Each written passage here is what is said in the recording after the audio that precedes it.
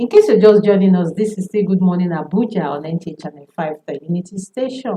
Right now, we want to talk about personal leadership and stewardship. And we have a youth leader and a development coach in the person of King James Jr. Please join me as I welcome him. Good morning, ma. King, you're welcome today. Thank you very much. Let me start by calling you King because that's your name. Yes, So thank you so much for joining us. Thank you for having me, ma. Okay, so let's look at personal leadership and stewardship for Yes. you. What does it entail? So, personal leadership and stewardship. First, we understand that the society in itself is hinged on the possibility that is accessible by the leadership. So, the level of a society can be traced to the level of the leadership. Okay. And what that means is that what is available to the leaders is what is applicable to the people. So as the leader, so the people.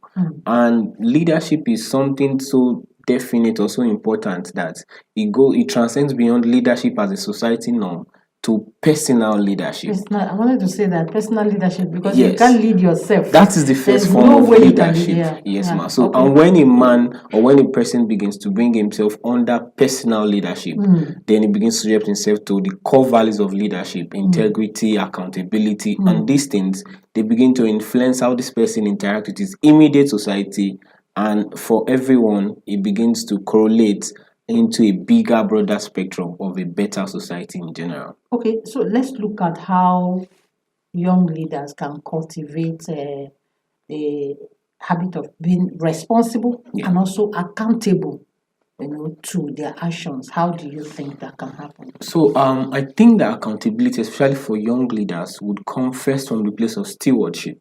Okay. And stewardship cannot be mentioned if there is no submission. Oh. So the issue we have currently right now for my generation is that you hear people, they don't want to work, they don't want to do 9 to 5. We are CEOs, we are investors, we are this, and that becomes a problem because we have not gotten so used to the attitude of submission or following a ladder or following a chain of command. So for us right now, the importance of submission or the importance of leadership for young people is to first learn that accountability is what you can only do what you know. And you can get more knowledge by submitting to somebody with a higher knowledge. Okay. So youth and young leaders need to be connected to people who have gone ahead in submission so that they can get and be accountable to somebody for their actions. Okay. So leadership cannot be full if there's no accountability for actions or for responsibilities taken or not taken. So let's look at accountability and responsibility. Young leaders, how can they begin to be responsible for their actions and also be accountable? So I believe that accountability starts from the place of stewardship, and also because we need to be more conversant with the society where we are in. Now, for leaders, especially for young leaders, we cannot just emerge and say we are leaders. What is the track record of submission or of stewardship? It is said that it is a very faithful servant that can be a faithful leader. So the being of accountability for us, especially as young people, is to have gone through a process of submission and stewardship and a track record of accountability that can also now be like a trademark that this has gone through this and this is credible to be held for leadership and for responsibility. Okay.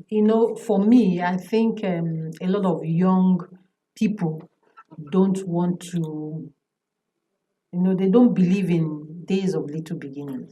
These days, those days, okay, the ladder of success. And that's the from problem. 1 to 2, Yes, from that's 2. the problem is But that we feel like because we live in a global village, we can cut some processes.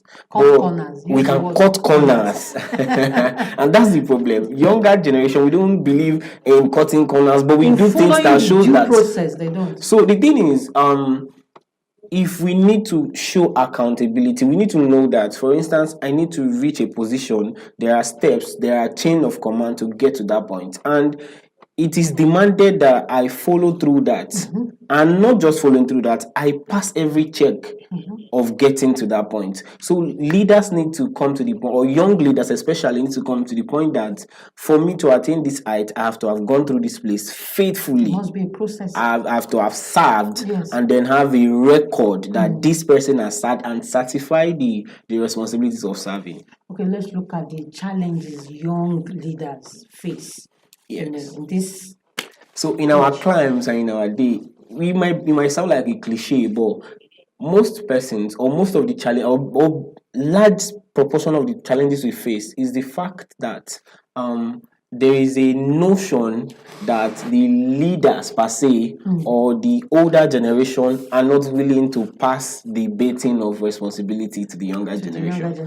And which will now become so it is so first, from their own perspective, that the younger generation are not ready, which is where we talk about accountability. There's a mandate of secession if I have followed through.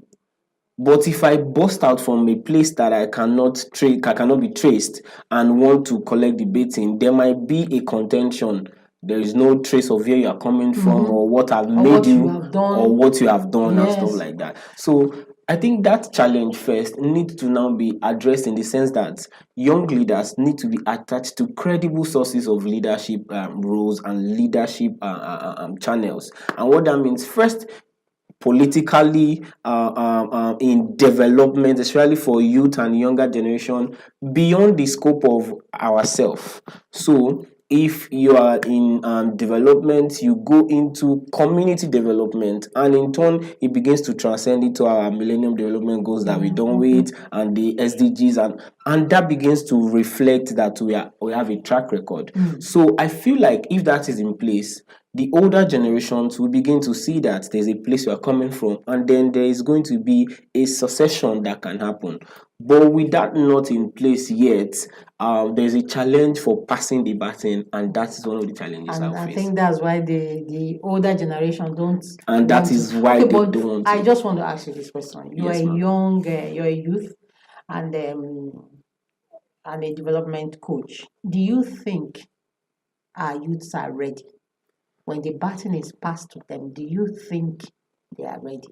So I believe that when we even say ready, I believe that the thing first is that I think it was Simon Sinek who said that the bane of leadership first is not knowing to do the right thing, is to not knowing what is right to do, is to know to do the right thing. Okay. So the problem now comes with where we have not attached experience to knowledge.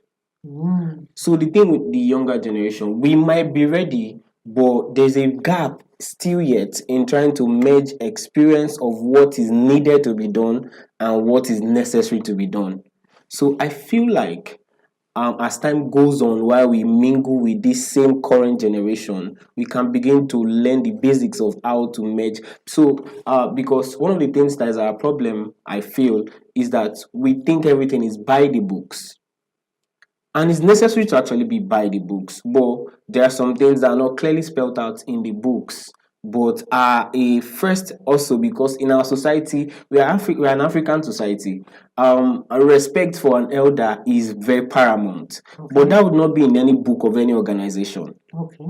But that should be a thing that we should learn to inculcate in our spheres of arrangement and conversations. So I feel like when we begin to inculcate these things that have become the bone or become the fabric of our society, it begins to prepare the younger generation to actually take over. Okay, they always say the youth are the future leaders or something. Yes. So for you, what do you think the government can do if we really want to hand over to the youth? What do you think as we round up the program? So what I think the government can do in very clear terms is first, we need to start preparing levels of bringing in younger people into places of authority or places of responsibility.